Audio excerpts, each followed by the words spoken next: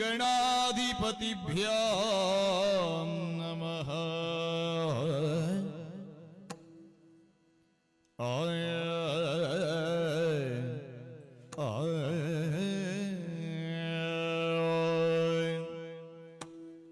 पालिसु गजवदन सुगुण विशालदय सदनय गजवदन दया सदन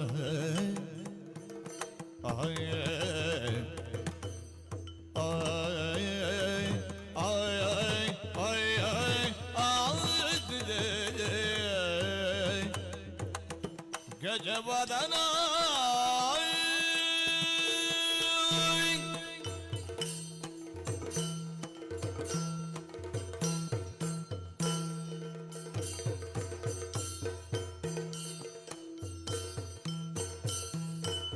पालिसु गजवदन सुगुण विशाल दया सदन सुगुण विशाल दया सदन जननीय कियली मालिनियो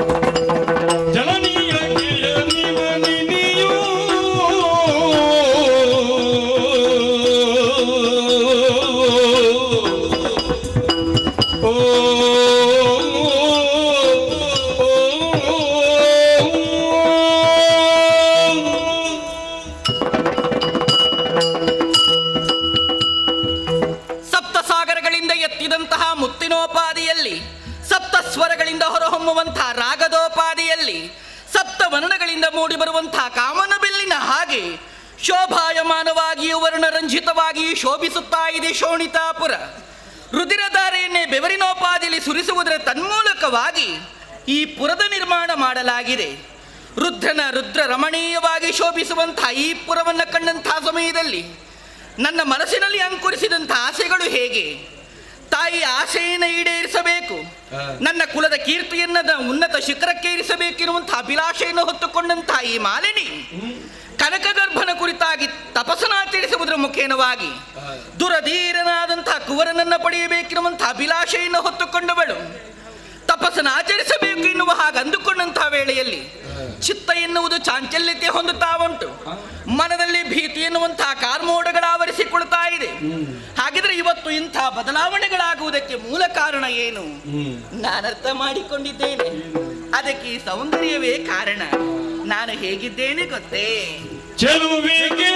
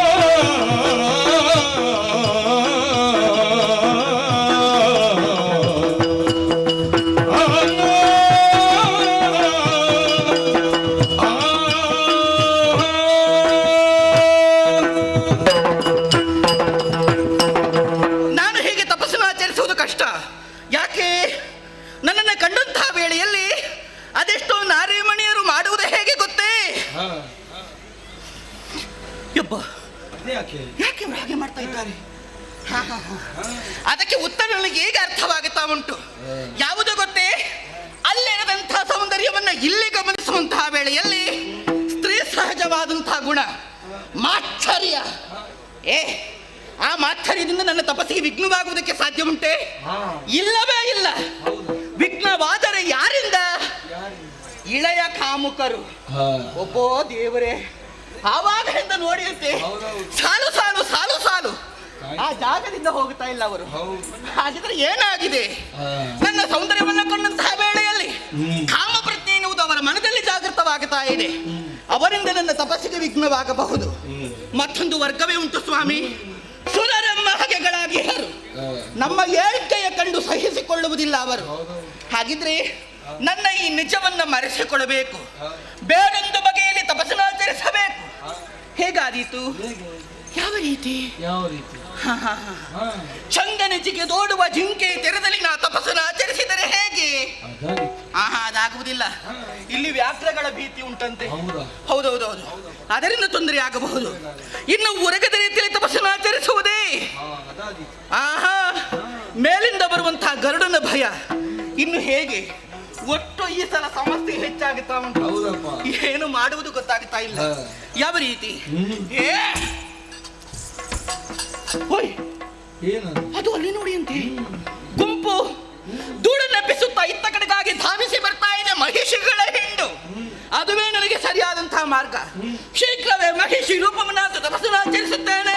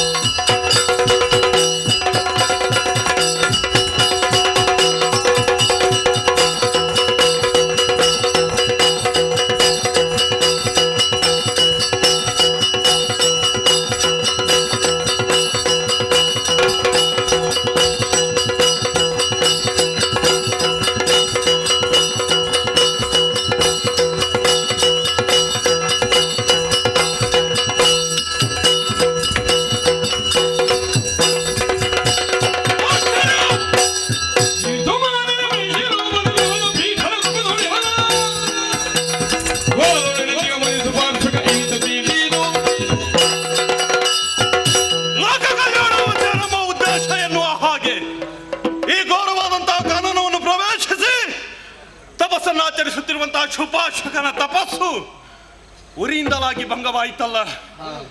ಅಬ್ಬಾ ಉರಿ! ಸಾಮಾನ್ಯವಾಗಿ ಚಳಿ, ಮಳೆ, ಬಿಸಿಲು, ಗಾಳಿ ನಮಗೆಲ್ಲ ಲೆಕ್ಕವಲ್ಲ. ರೂಪ, ಸ್ಪರ್ಶ, ರಸ, ಗಂಧ ಇವುಗಳ ಅನುಭವವೇ ಇಲ್ಲ. ಅದರಿಂದ ಬೀಸಿ ತಾಗಿತಲ್ಲ. ಯಾಕೆ, ಏನು, ಯಾರಿಂದ ಎನ್ನುವ ಹಾಗೆ ನಮ್ಮಲ್ಲೇ ಯೋಚನೆ ಅಲ್ಲ. ಭಗವಂತನ ಅನುಗ್ರಹದಿಂದ ಸಂಪಾದಿಸಿದ್ದೇನೆ ದಿವ್ಯ ದೃಷ್ಟಿ.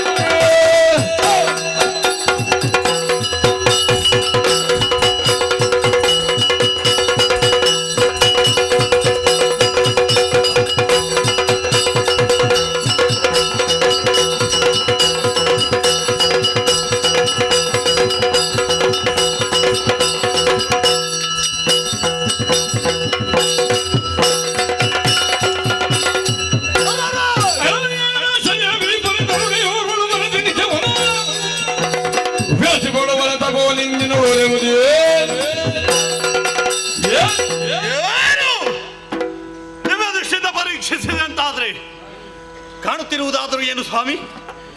ಕಾಣಬಾರದಂತಹ ದೃಶ್ಯವನ್ನೇ ಕಾಣುತ್ತಾ ಇದ್ದೇನಲ್ಲ. ಅದಲ್ಲದೆ ಹೋದರೆ ದ್ವಿತೀಯ ಮಗಳಾದಂತಹ ಮಾಲಿನಿ ತನ್ನ ದೇಹವನ್ನೇ ಮರೆಸಿಕೊಂಡಿದ್ದಾಳೆ. ಮಹೇಶ ರೂಪವನ್ನು ಧರಿಸಿ ತಪಸ್ಸನ್ನಾಚರಿಸುತ್ತಾ ಇದ್ದಾಳೆ.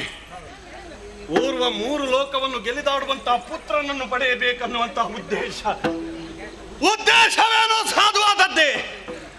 ಆದರೆ ಆರಿಸಿದಂತ ರೀತಿ ಹೇಗಾಯ್ತು ಗೊತ್ತೇ? ನಮ್ಮಂತ ಮುನಿ ಕುಲಕ್ಕೆ ಅಪಮಾನ.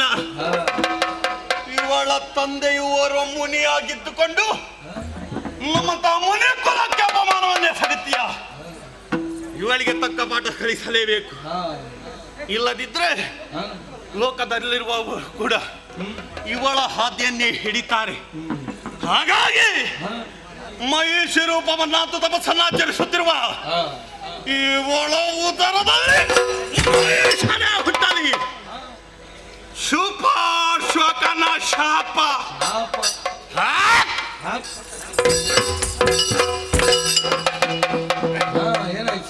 ಅದೆಂತ ಕೇಳುವುದು? ಬ್ರಹ್ಮದೇವಾಯ ನಮಃ. ಬ್ರಹ್ಮನ ಬಗ್ಗೆ ತಪಸ್ಸು. ಕರೆದಾಗ ಬಂದು ವರವನ್ನೀವ ಬ್ರಹ್ಮ. ಬಂದಂತಹ ಬ್ರಹ್ಮನಲ್ಲಿ ನಾನು ಕೇಳಿದ ಕೊಟ್ಟಂತಹ ಶಾಪಕ್ಕೆ ಪರಿಮಾರ್ಜನೆಯನ್ನು ಕೇಳದೆ ಉಳಿದಾಳ. ಹಾಗಾಗಬಾರ್ದು. ಬ್ರಹ್ಮ ಬಿಡು, ನಾನು ಕೊಟ್ಟಂತಹ ಶಾಪಕ್ಕೆ 3 ಮೂರ್ತಿಗಳಿಂದಲೂ ಪರಿಮಾರ್ಜನೆ ಇಲ್ಲದೆ ಹೋಗಲಿ. ಅಬ್ಬ ನಿಲ್ಲುವುದಕ್ಕಾಗುತ್ತದ? ಸಹಿಸುವುದಕ್ಕಾಗುವುದಿಲ್ಲ. ಸೂಕ್ತವಾದಂತಹ ತಪೋಭೂಮಿಯನ್ನರಸಿ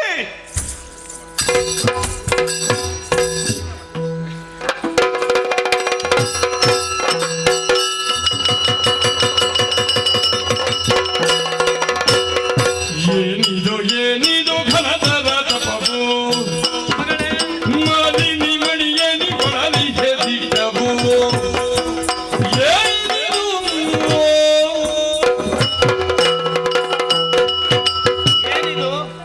ಏನಿದು ಘನತರವಾದ ತಪಸ್ಸ? ಮೆಚ್ಚಿದ್ದೇನೆ, ಎದ್ದೇಳು. ಕರುಣ ಸಾಗರದೇ ಪರಮೇಷ್ಠಿಕೆ ದೈಯ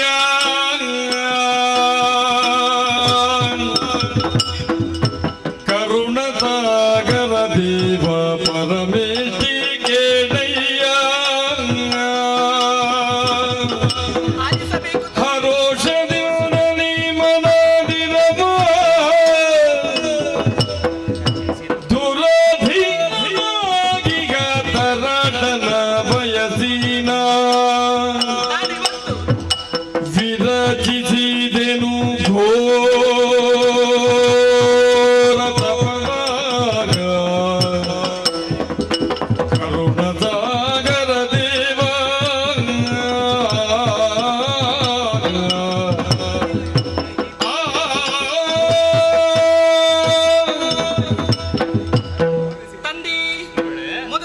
ಪವಿತ್ರವಾದಂತಹ ಪದಿಗ್ಮಗಳಿಗೆ ಅಭಿವಂದಿಸಿಕೊಳ್ತಾ ಇದ್ದೇವೆ. ಶ್ರೇಯೋಭಿರಸ್ತು. ಬಿಡುಗಣ್ಣ ಬರ್ಧಿಲರಿಂದ ಬದುಕಿಗೊದಗಿದಂತಹ ಬರ್ಭರ ಭೀಕರತೆಗೆ ಬೆದರಿ ಭವಿಷ್ಯದ ಬೆಳವಣಿಗೆಯ ಬಯಕೆಯು ಬಸಿರೊಡದ ಕಾಲಕ್ಕೆ ಬಂಗಾರೋದರನಾದಂತಹ ನಿನ್ನನ್ನ ಭಜಿಸಿದ ಭಗವಂತ.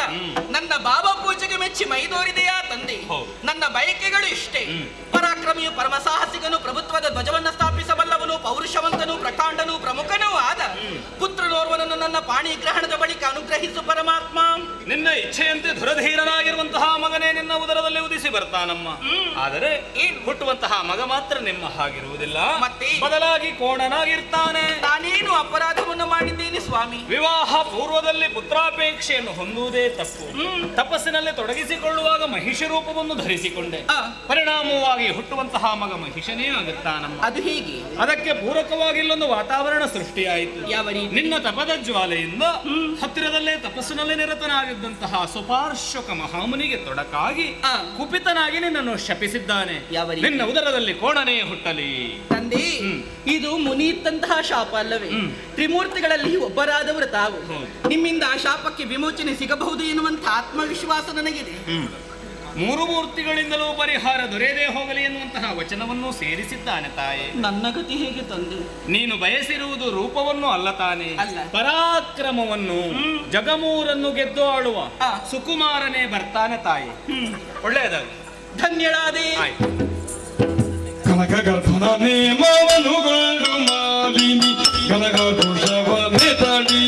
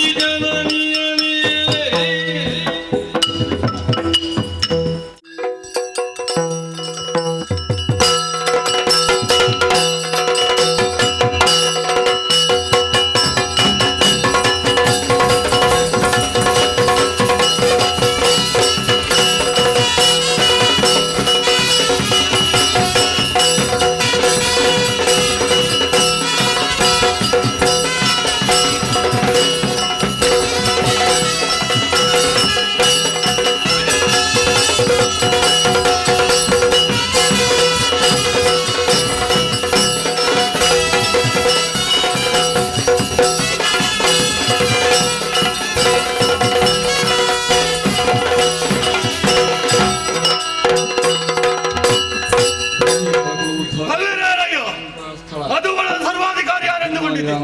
ನಾನಾ ಸರಿ ವಿಶೇಷ